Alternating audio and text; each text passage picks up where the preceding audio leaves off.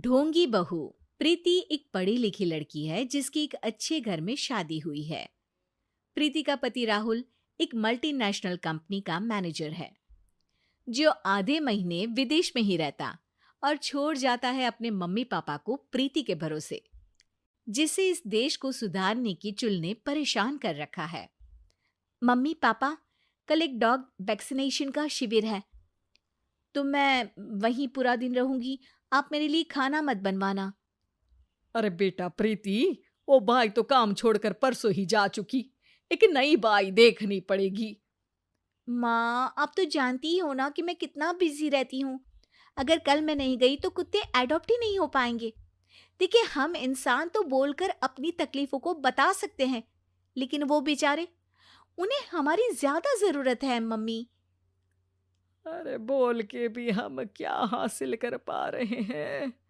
अब ठीक है बेटा, तू जा, मैं खाना बना लूंगी। ऐसा पहली बार नहीं हो रहा था।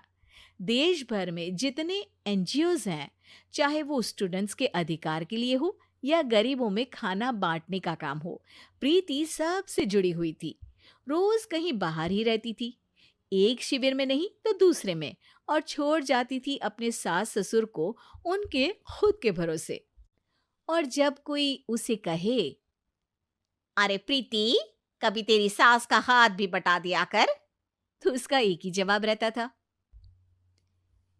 देखो, हम लोगों को तो सब कुछ घर बैठे मिल जाता है।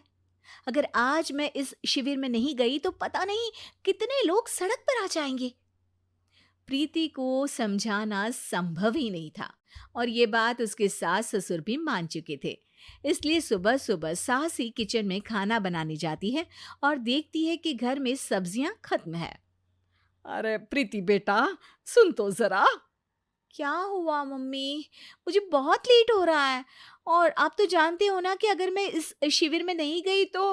हाँ हाँ, कुत्ते एडॉप्ट ही नहीं हो पाएंगे, सब जानती हूँ। अरे पर घर में सब्जियां खत्म हो गई है। अरे जब तू वापस लौटे ना तब लेकर आना, ठीक है बेटा।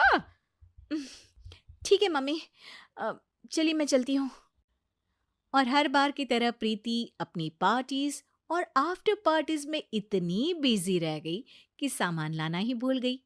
बात केवल सब्जियों की नहीं थी, लेकिन प्रीति हर रोज किसी नए शिविर में निकल जाती थी, अपने सास ससुर को अकेला छोड़कर। एक हफ्ते बाद प्रीति के ससुर जी के हाथ में दर्द होने लगा।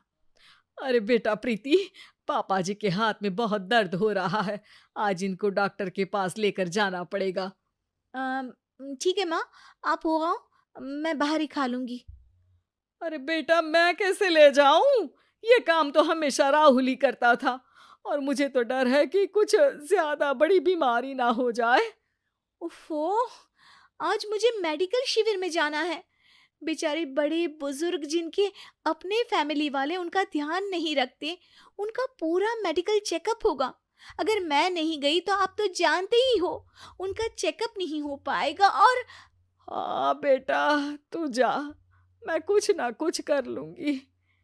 प्रीति के सास और ससुर दोनों ही काफी समय से प्रीति को समझाना चाह रहे थे कि उन्हें भी मदद की जरूरत है, लेकिन अब तो पानी सर के ऊपर जा चुका था। उधर प्रीति शिविर में पहुंचकर सबसे मिल रही थी। काफी भीड़ थी और प्रीति इंस्टाग्राम पर फोटोज अपडेट करे जा रही थी। तभी प्रीति की दोस्त रीना उसके पास दौड़ती हुई आती है।